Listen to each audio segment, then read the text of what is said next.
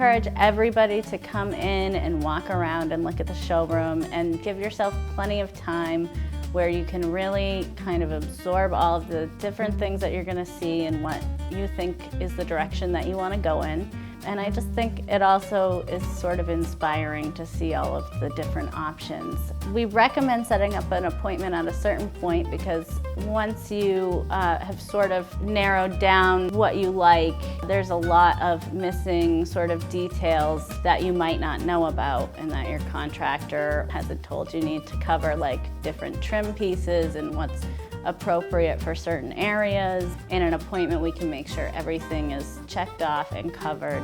so that your project will run as successfully as possible.